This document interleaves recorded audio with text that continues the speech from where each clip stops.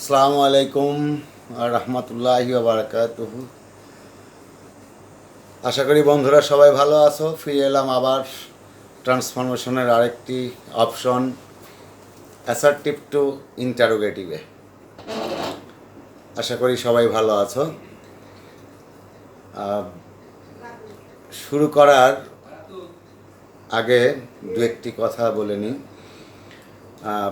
আমরা এই বৈশ্বিক যে মহামারী করোনা ভাইরাসের প্রাদুর্ভাবে রয়েছি, এর মধ্য থেকেও আমি তোমাদের সামনে নিজেকে উপস্থাপন করেছি। এটা কিন্তু আমার এই MK ইংলিশ টিচিং যে চ্যানেলটা, এখানে তোমরা সাবস্ক্রাইব করলেও আমার কিছু এসে যায় না, না করলেও কিছু এসে যায় না, কারণ আমি এটা ব্যবসায়িক বা কমার্শিয়াল উদ্দেশ্যে করা নয়। এটা আমার নিজের বিবেকের তাড়নায়, যেহেতু একটা বৈশ্বিক মহামারী চলছে, সারা পৃথিবীর সমস্ত শিক্ষার্থীদের সমস্যা রয়েছে, সেই সমস্যাটা থেকে, নিজের বিবেকের দায়বদ্ধতা থেকে, আমার পেশাগত যে দায়বদ্ধতা, সেখান থেকে আমার প্রতিষ্ঠান প্রধান, আমার শ্রদ্ধেয় প্রধান শিক্ষক জনাব মোহাম্মদ আইনউদ্দিন স্যারের নির্দেশক্রমে অথবা অনুরোধক্রমে, যেটাই বলি না কেন, স্যারের নির্দেশক্রমে বা আদেশক্রমেই সর্বোপরি আমার দায়বদ্ধতা থেকে আমি এই ক্লাসগুলো করছি। আশা করি তোমাদের ভালো লাগবে এবং উপকারে আসবে। তো বন্ধুরা, তার আগেই আমি আরেকটু বলে নিই। This is MD Abdul Quddus from আরিনাউন্ড school, Samaspur high school, Khoksa, Kushtia, Bangladesh থেকে। তো আমরা কথা না বাড়িয়ে সরাসরি ক্লাসে চলে যাই। দেখো বন্ধুরা, আমরা আজকে যেটা শুরু করব সেটা হচ্ছে assertive two interrogative, how we can turn an assertive sentence into interrogative. There are so many rules and structures. We are going to start now from one by one or one to another. আমরা এক নম্বরে যে নিয়মটা শেখাবো, তোমরা জানো আমরা affirmative two negative যখন করেছিলাম, সেখানে যে নিয়মগুলো আমরা সেখানে বলেছিলাম যে 3 in 1, অর্থাৎ একই স্ট্রাকচার তিনটা নিয়মে করা যাবে, তিনটা উত্তর চাইলে একই উত্তর হবে। সেটা কি? Interrogative, negative, negative interrogative. আমরা সেটাই আগে সেরে নিই। নাম্বার 1, যদি সেন্টেন্সটা এমন দেওয়া থাকে subject plus V1 plus extension, assertive sentence যদি এমনটা থাকে, তাহলে V1 তোমরা বুঝতেই পারছো, ভার্বের বেস ফর্ম বা প্রেজেন্ট ফর্ম যেটা। তাহলে আমরা এটাকে ইন্টারোগেটিভ যদি করতে চাই, তো সেক্ষেত্রে কি করব? ইন্টারোগেটিভ করতে হলে আমাকে don't plus subject plus V1 plus extension, এবং এক্ষেত্রে অবশ্যই একটা নট অফ ইন্টারোগেশন যে সিম্বল, সেটা ব্যবহার করতে হবে তোমাদের। আমরা একটা উদাহরণ দেখে নিই, তাহলেই ক্লিয়ার হয়ে যাবে। যেমন, দ্য বয়েজ প্লে ওয়েল, ছেলেরা ভালো খেলে। এখন এই যে দ্য বয়েজ প্লে V1, এই V1টা এখন এটা একটা অ্যাসার্টিভ সেন্টেন্স, যেহেতু এখানে একটা সাবজেক্ট রয়েছে, ভার্ব রয়েছে, এক্সটেনশন রয়েছে, তো এটা একটা অ্যাসার্টিভ সেন্টেন্স। আমরা অ্যাসার্টিভ সেন্টেন্সকে এখন এটা নেগেটিভে, ইন্টারোগেটিভে নিয়ে যাব। তাহলে ইন্টারোগেটিভ আমাদের স্ট্রাকচারটা দেখে নেই। ডোন্ট,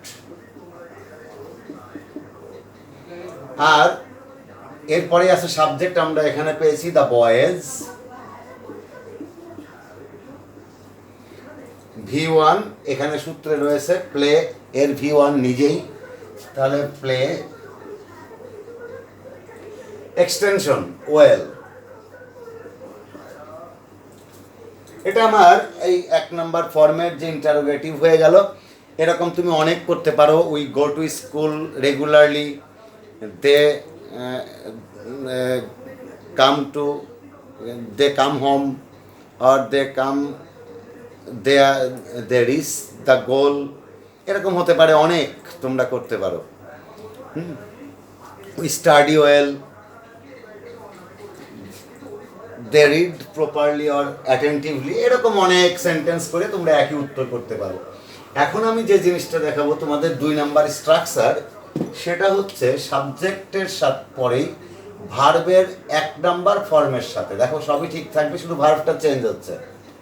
V1 এর সাথে এস, ইএস অথবা আইইএস যোগ হবে। যদি এটা হয় তাহলে এই স্ট্রাকচারটার ইন্টারোগেটিভ কি হবে? ইন্টারোগেটিভ ওই একই রকম, এখানে ডোন্টটাকে বাদ দিয়ে ডাজন্ট করে দেবো আমরা। অর্থাৎ এই নটের কন্ট্রাকশন হচ্ছে এন অ্যাপোস্ট্রফি কমা টি, আর এছাড়া ডু এর জায়গা ডাজ হয়ে গেল, যেহেতু এখানে এস এস থাকবে বা আইএস থাকবে। তো আমরা সেটা দেখে নিই কেমন হতে পারে। যদি আমরা এভাবে বলি যে the man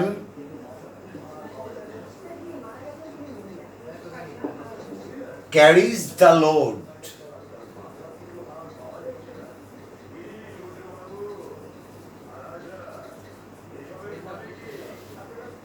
caries heavy load, অর্থাৎ লোকটা ভারী বোঝা বহন করে।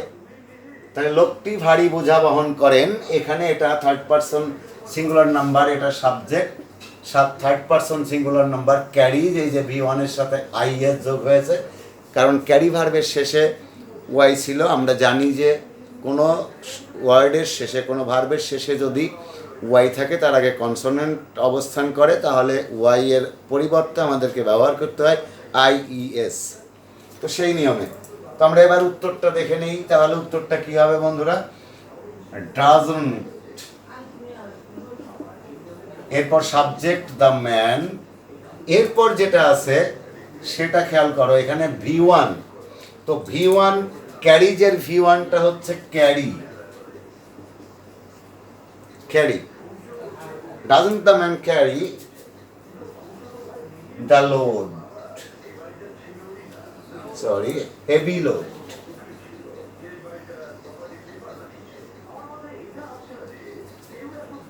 Doesn't the man carry heavy load. তাহলে এই হচ্ছে আমরা দেখলাম যে 2 নাম্বার স্ট্রাকচারটা হয়ে গেল। নাম্বার 3,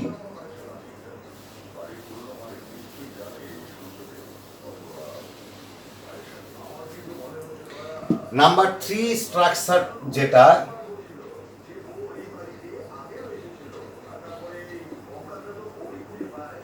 সেটা হচ্ছে এই সাবজেক্ট, এখানে ভার্বের যদি 2 নাম্বার ফর্ম অর্থাৎ V2, ভার্বের past form of principal verb যদি এখানে ইউজ করা থাকে, তাহলে সেটার স্ট্রাকচারটা হবে didn't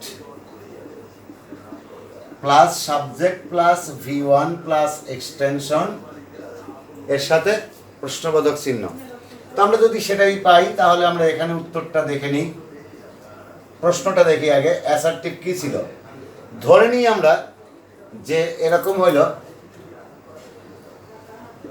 the students studied well, ছেলেমেয়েরা ভালোভাবে পড়াশোনা করত।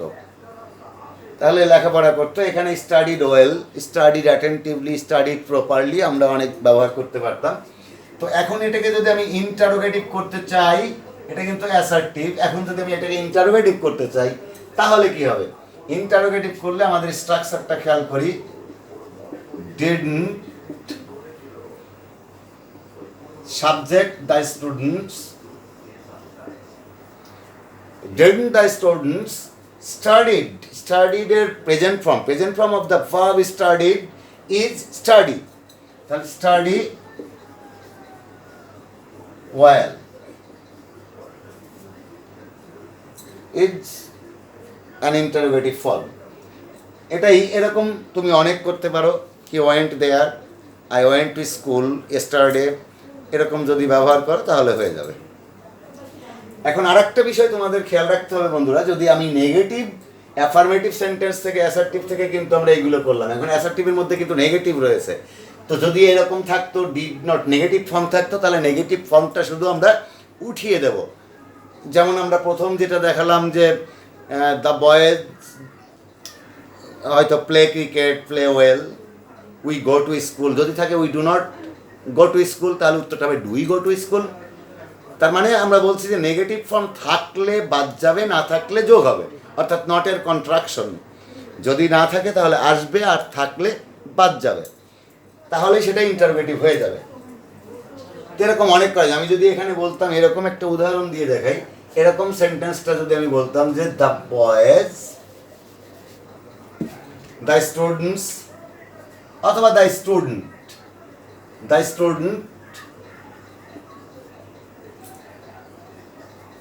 did not go to school yesterday। অর্থাৎ এখানে নেগেটিভ ফর্ম রয়েছে, যদি নেগেটিভ ফর্ম থাকে তাহলে আমরা এখানে এই নেগেটিভটা বাদ দিয়ে দেবো। এটা খেয়াল করো যে এখানে যেহেতু এই নেগেটিভ ছিল, আমরা এখানকার এই যে এন অ্যাপোস্ট্রফি কমা টি অর্থাৎ নটের কন্ট্রাকশন, আমরা এই কন্ট্রাকশনটাকে কাট অফ করে দিলাম। এখানে যেহেতু কন্ট্রাকশন ছিল না, নেগেটিভ ছিল, সেই জন্য ইন্টারোগেটিভ করার জন্য আমরা এই নটটাকে বাদ দিয়ে দিলাম। অর্থাৎ we have to cut off the negative form at the time of turning the sentences into interrogative because there was a negative form, not. So we have to cut off or deduct. আশা করি বুঝতে পারছো বন্ধুরা। তাহলে did the student, এটা উত্তর হয়ে যাবে কি did the student go, V1 যেহেতু রয়েছে সবই ঠিক থাকবে, গো টু স্কুল yesterday। এ ছিল এই 3 নাম্বার স্ট্রাকচারটা। এবার আমরা যদি দেখি 4 নাম্বার স্ট্রাকচারটা কি হবে।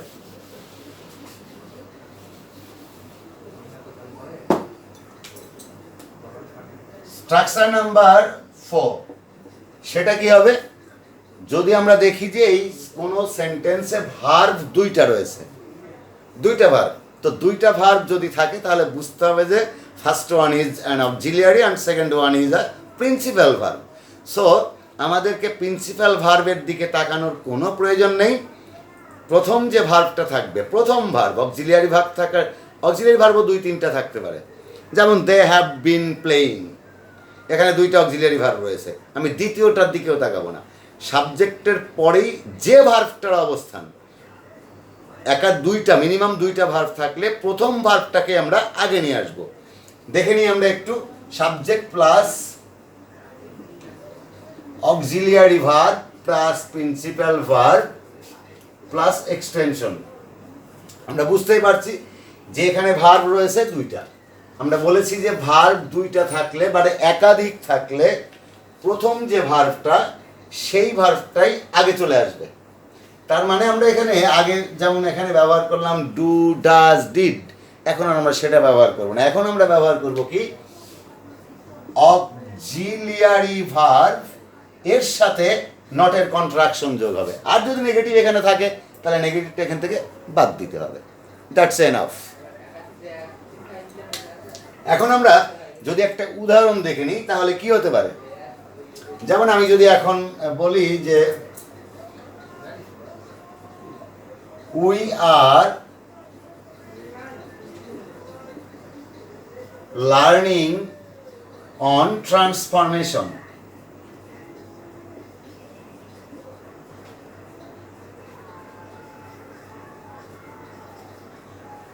আমরা এখন ট্রান্সফরমেশন বা transformation of sentences,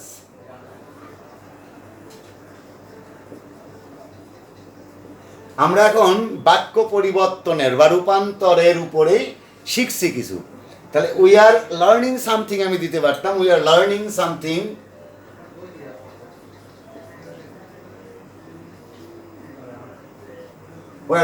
something on transformation of sentences. আমি বাক্য রূপান্তরের উপরে কিছু শিখছি। তাহলে আমরা দেখে নিই এখানে ভার্ব 2টা রয়েছে, one is are and another is learning. Are is an auxiliary verb here at the time of using as a present continuous tense, and learning is the principal verb. So এখন যদি আমি এটাকে উত্তর করতে চাই, ইন্টারোগেটিভে turn করতে চাই, তাহলে খেয়াল করি অক্সিলিয়ারি ভার্ব ফার্স্ট। তো অক্সিলিয়ারি ভার্ব যেহেতু এটা রয়েছে, এটা প্রিন্সিপাল ভার্ব, আমরা পিভি বলতে পারি, তবে পিআরভি দিলাম। তো আমরা সেক্ষেত্রে অক্সিলিয়ারি ভার্বটা নিয়ে আসি। আর যেহেতু আমরা অক্সিলিয়ারি ভার্ব নিয়ে আসছি, এরপরে বলছি এখানে নেগেটিভ নাই। যদি নেগেটিভ নট না থাকে তাহলে আমরা এখানে নট এর কন্ট্রাকশন যোগ করব। তাহলে আর্নড, এরপর আছে কি সাবজেক্ট উই, এরপর এখানে V1টা হবে না, কিন্তু এখানে যেটা হবে প্রিন্সিপাল ভার্ব।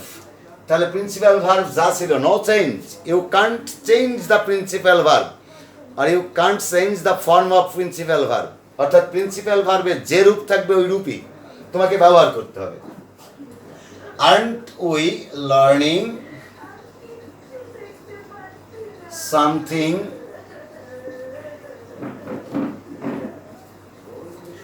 আমি আর একটা বিষয় এখানে তোমাদের বলি, এখানে এই যে সামথিং, আমি এখানে এনিথিং ব্যবহার করতে পারতাম।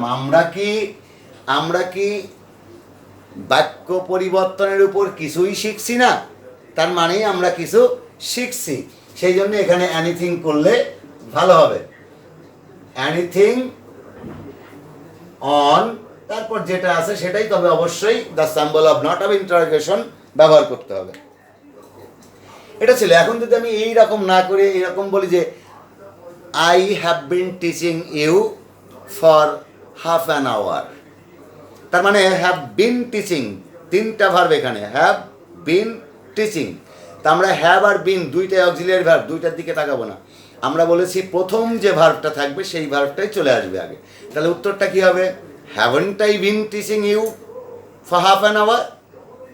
উত্তর হয়ে গেল। তাহলে এখন যদি এখানে থাকতো we shall learn something on transformation of sentences, তাহলে আমরা কি করতাম? অন টুই, অর্থাৎ উইল নট। কিছু কিছু শব্দ নেগেটিভ ফর্ম যেটা কন্ট্রাকশন, সেগুলো তোমাদের খেয়াল রাখতে হবে। যেমন ক্যানট, এটা কান্ট। উইল নট, এটা হবে অন্ট। শ্যাল নট, ওটা হবে shan't. Should not, shouldn't. Have not, hadn't, hasn't. Amn't, isn't, aren't, এইরকম অন্ট বা অটন্ট, যেমন অট টু, অটের ক্ষেত্রে অটন্ট, মাস্টন্ট, এগুলো তোমাদেরকে খেয়াল রাখতে হবে। তো এই গেল 4 নাম্বার স্ট্রাকচারটা। এখানে আমি আগেও বলেছি তোমরা এখানে লিখতে পারতে আই শ্যাল গো হোম, তাহলে উত্তর হবে shan't I go home. I shall go to Dhaka, shan't I go to Dhaka. হ্যাঁ, আই শ্যাল বি ট্রাভেলিং, আমি ভ্রমণ করতে থাকবো, তাহলে শানটাই বি ট্রাভেলিং। এরকম অনেক হতে থাকবে, তোমরা এটা ব্যবহার করবে। এখন আমি এই যে ফর্মেটিভ সেন্টেন্সের উপরে যেগুলো গেল, আমরা এই জিনিসটা বাদ দিয়ে একটু অন্যভাবে আসি। যে অন্য কিভাবে আমরা দেখি, অলওয়েজ অথবা নেভার যুক্ত কোনো অ্যাসার্টিভ সেন্টেন্সকে নেগেটিভ ইন্টারোগেটিভ করার জন্য কি করা যেতে পারে? অর্থাৎ যে সেন্টেন্সটা অলওয়েজ যে অথবা নেভার যুক্ত থাকবে, এরকম সেন্টেন্স যদি আমরা করতে চাই তাহলে কি হবে? যেমন ধরে নিই, স্ট্রাকচারটা যদি এমন হয়, সাবজেক্ট, এরপরে ধরে নাও অলওয়েজ আছে অথবা নেভার আছে, এরপরে ভার্ব আছে, এবার এক্সটেনশন রয়েছে। তাহলে আমি এই সেন্টেন্সটাকে কিভাবে ইন্টারোগেটিভ করব? তো এটা একেবারেই ইজি ব্যাপারটা খেয়াল করো। যদি এখানে এটা থাকে তাহলে আমরা এখানে auxiliary verb according to tense, according to the given tense using in the sentence, এই সেন্টেন্সে ব্যবহৃত যে টেন্স থাকবে ওই টেন্স অনুযায়ী একটা অক্সিলারি ভার্ব, অর্থাৎ অ্যাকর্ডিংলি একটা অক্সিলারি ভার্ব তোমাকে ব্যবহার করতে হবে। আর এর পরেই অক্সিলারি ভার্বের পরে কি আসবে? সাবজেক্ট। এরপর এই যে এখানে অলওয়েজ বা নেভার, মনে রাখতে হবে অলওয়েজটা অ্যাফার্মেটিভের এবং নেভারটা নেগেটিভের, কিন্তু ইন্টারোগেটিভ এই দুইটার ক্ষেত্রেই ব্যবহার করা হয় এভার। তাহলে we have to use ever instead of always or never. কারণ তোমাকে মনে রাখতে হবে অলওয়েজ এবং নেভার এটা অ্যাফার্মেটিভ, এটা নেগেটিভ। তবে অ্যাফার্মেটিভ আর নেগেটিভ দুইটাই কিন্তু two parts of an assertive sentence, সুতরাং দুইটাই অ্যাসার্টিভ সেন্টেন্স বলে গণ্য। এখন আমরা এই জায়গায় দেখি ever plus principal verb plus extension plus প্রশ্নবোধক চিহ্ন। তো আমরা দেখে নিই এবার কিভাবে সেটা হতে পারে। তাহলে উদাহরণটা যদি আমরা দিতে চাই, তুমি ধরে নাও এরকম দেওয়া হলো,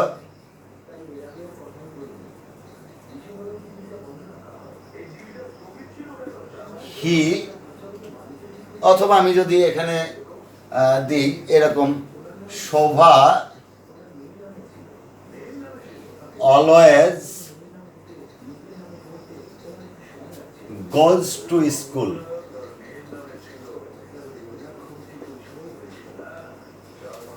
খেয়াল করি আমরা এখানে অলওয়েজ শব্দটা ব্যবহৃত হয়েছে, এটা একটা adverb. Shobha goes to school, সবাই স্কুলে যায়। এখন সে কি প্রতিদিন যায় নাকি মাঝে মাঝে যায় নাকি, বলা হচ্ছে অলওয়েজ, সব সময়, সর্বদা, প্রতিদিন, অথবা রেগুলারলি আমি ব্যবহার করতে পারতাম। তাহলে এখানে অলওয়েজ আছে, এখন আমরা এটার ব্যবহার করি। এটা যেহেতু প্রেজেন্ট ইনডিফিনাইট টেন্সে রয়েছে, এই যে আমরা 2 নাম্বার যে স্ট্রাকচারটা শিখেছিলাম, ভার্বের সাথে এসিএস বা ইএস রয়েছে, সেই অনুযায়ী আসবে ডাজ। তাহলে এটা ডাজ চলে আসলো। এখন এখানে যদি আমরা ব্যবহার করি অলওয়েজ থাকলে, আমরা বলছি নেগেটিভ থাকলে নেগেটিভ ফর্মটা হবে না, কিন্তু যদি নেগেটিভ না থাকে তাহলে এখানে নেগেটিভ ফর্ম হবে। তাহলে এখানে নেগেটিভ নাই, এই জন্যে আমি এই জায়গায় ব্র্যাকেটে তোমাদের লিখে দিই, ব্র্যাকেটে লিখলাম উইদিন ব্র্যাকেটে নটের কন্ট্রাকশন। তার অর্থ হচ্ছে নেভার থাকলে এটা হবে না, আর অলওয়েজ থাকলে হবে। তাহলে এখানে ডাজন্ট শোভা, যেহেতু অলওয়েজের পরিবর্তে এভার, এরপর ভার্ব টেন্স অনুযায়ী যেটা আমাদের ব্যবহার করতে হবে V1, গো টু স্কুল। এবারে এর অর্থটা আমরা দেখলে আরো ক্লিয়ার হয়ে যাবে। অর্থটা দেখি, শোভা অলওয়েজ সর্বদাই স্কুলে যায়। এখানে বলা আছে doesn't Shobha ever go to school, Shobha কি কখনোই স্কুলে যায় না, তার মানেই হচ্ছে শোভা সবসময় স্কুলে যায়। তার মানে একই কথা হয়ে গেল। যেমন আমি যদি বলি, এটাকেই যদি বলতাম যে শোভা অলওয়েজ স্পিক্স দ্য ট্রুথ, যদি এরকম থাকে তাহলে এর আবার আলাদা একটা স্ট্রাকচার রয়েছে। যে ভার্ব এবং অ্যাডজেক্টিভ বা অ্যাডভার্ব অপোজিট ওয়ার্ড থাকে, সেই ক্ষেত্রে আবার একটু ভিন্ন ব্যবহার করতে। আমরা সেক্ষেত্রে আরেকটা দেখে নিই নিয়ম।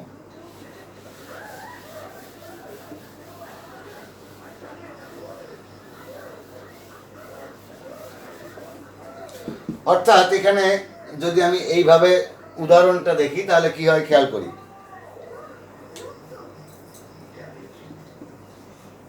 হি নেভার টেলস লাইজ, সে কখনোই মিথ্যা বলে না। যদি আমি এখন এটাকে উত্তর করতে চাই, ইন্টারোগেটিভ করতে চাই, তাহলে আমরা কি করব খেয়াল করি। এটা অনুযায়ী অক্সিলিয়ারি ভার্ব ডাজ, যেহেতু এখানে নেভার রয়েছে তাহলে নটের কোনো প্রয়োজন নেই। ডাজ হি, সাবজেক্ট চলে আসলো, সাবজেক্ট ডাজ হি, নেভারের জন্য কি হয়ে গেল এভার, সে কি কখনো।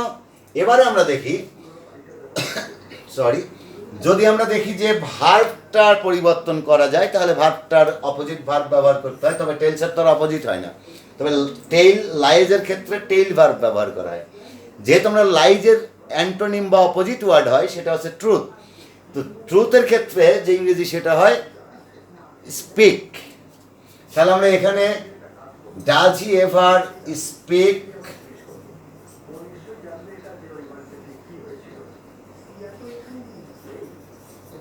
The truth.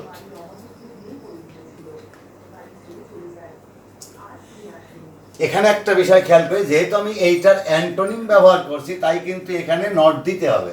Doesn't he ever speak the truth, সে কি কখনোই সত্য কথা বলে না, তার মানেই সে সবসময়, সে কখনোই মিথ্যা কথা বলে না। আর আমি যদি এইটা রেখে দিতে চাই তাহলে কি হবে, উত্তরটা খেয়াল করি।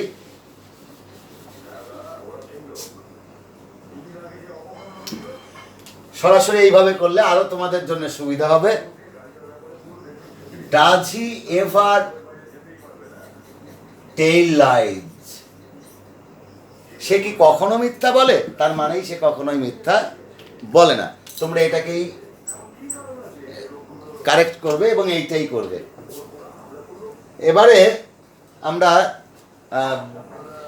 আরেকটা রুলস দিয়েই শেষ করব তোমাদের আজকে। তাহলে আমরা অলওয়েজ এবং নেভার থেকে কিভাবে ইন্টারোগেটিভ করা যায় সেটা দেখে নিলাম। এবারে আমি যেটা দেখাবো সেটা হচ্ছে নাথিং এবং nothing but.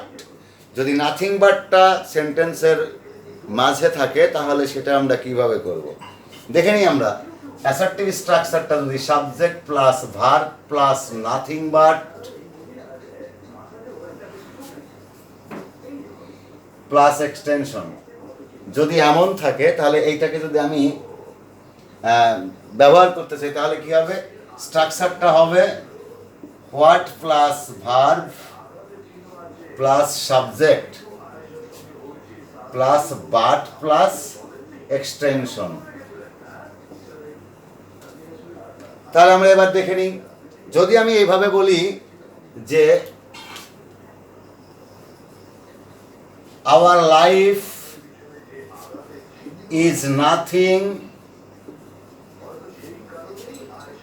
but some of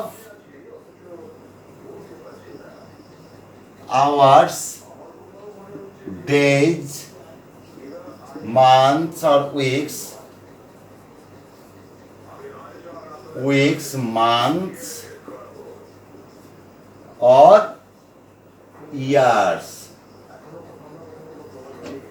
অর্থাৎ আমাদের জীবন আর কিছুই না, কেবল কিছু ঘন্টা, দিন, সপ্তাহ, মাস বা বছরের সমষ্টি। এখন এইটাকে যদি আমি এখানে এটা ইন্টারোগেটিভ করতে চাই তাহলে আমি স্ট্রাকচার অনুযায়ী বসাই। হোয়াট প্রথমে, তাহলে হোয়াট, এরপরে আছে verb is, subject our life, what is our life. অথবা আমি আওয়ার যদি ব্যবহার না করি তাহলে লাইফ ইজ নাথিং, তাহলে আমি এখানে তখন লাইফ ব্যবহার করব। লাইফ বাট, এই যে বাট আমরা স্ট্রাকচারের অনুযায়ী ব্যবহার করলাম। এক্সটেনশন যা আছে তাই, সাম অফ আওয়ার্স এরকম ডট যা আছে দিয়ে শেষে প্রশ্নবোধক চিহ্ন ব্যবহার করবে। তাহলে আমরা দেখলাম যে এটা হয়ে গেল। এখন যদি বন্ধুরা যদি এটা দেখা যায় যে নাথিংটা সাবজেক্ট আকারে সেন্টেন্সে রয়েছে তাহলে সেটা স্ট্রাকচারটা কি হবে আমরা সেটা একটু দেখে নিই। সেটার স্ট্রাকচারটা এরকম,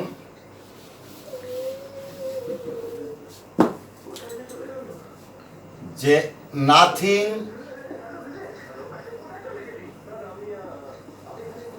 প্লাস ভার্ব প্লাস এক্সটেনশন। যদি এমনটা থাকে তাহলে আমরা উত্তরটা করব এইভাবে, ইন্টারোগেটিভ করব what plus verb plus extension. একেবারে সহজ হয়ে গেল। তাহলে আমি যদি এরকম একটা উদাহরণ দেই কেমন হতে পারে, যেমন ধরে নাও nothing is on the table. টেবিলের উপর কিছুই নেই, nothing is on the table. যদি এমন থাকে তাহলে আমরা উত্তরটা করব এইভাবে, হোয়াট ভার্ব ইজ, এরপর extension what is on the table. টেবিলের উপর কি আছে, কিছুই নেই, তার মানে এই nothing is on the table. অথবা যদি আমি এটা বলতাম যে এই ইন্ট্রোডাক্টরি দেয়ার দিয়ে শুরু হয়ে যদি নাথিংটা ব্যবহৃত হয় সেক্ষেত্রে আমরা কি করব, এটাই নাথিং এবং নাথিং বাটের শেষ ব্যবহারটা দেখিয়ে আমি আজকে তোমাদের কাছ থেকে আজকের জন্য বিদায় নেব। দেখে নিই সেটা কি, যদি এমন থাকে দেয়ার ইজ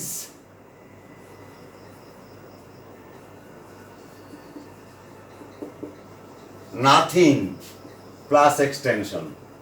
যদি এমন থাকে তাহলে হবে কি, এটা এইভাবে করবে, ইজ দেয়ার, এই নাথিং এর এখানে অ্যানি, অর্থাৎ ইজ দেয়ার এনিথিং, এরপর এক্সটেনশন প্লাস প্রশ্নবোধক চিহ্ন, হয়ে গেল। একেবারেই সোজা, একটু বোঝার চেষ্টা করো তাহলে হয়ে যাবে। আর অবশ্যই তোমাদেরকে বাড়িতে প্র্যাকটিস করতে হবে, এছাড়া এর কোনো বিকল্প নেই। তাহলে আমরা একটা দেখে নিই, আগের ওই সেন্টেন্সটাই যদি, যেমন আমি আগে লিখলাম nothing is on the table, এখন যদি বলতাম there is nothing on the table, একই কথা। তাহলে উত্তরটা কি হবে? উত্তরটা হবে is there anything on the table. Is there anything on the table, তার মানে টেবিলের উপর কি কিছু আছে, তার মানে টেবিলে কিছু নেই। তা এই ছিল আমাদের অ্যাসার্টিভ থেকে ইন্টারোগেটিভের টার্ন করার জন্যে আজকে যে অপশনগুলো আমরা দেখালাম। The rest of the transformation from assertive two interrogative next ক্লাসে আমি তোমাদেরকে দেখাবো। সে পর্যন্ত ভালো থাকো, আর অবশ্যই বাসায় তোমরা প্র্যাকটিস করবে।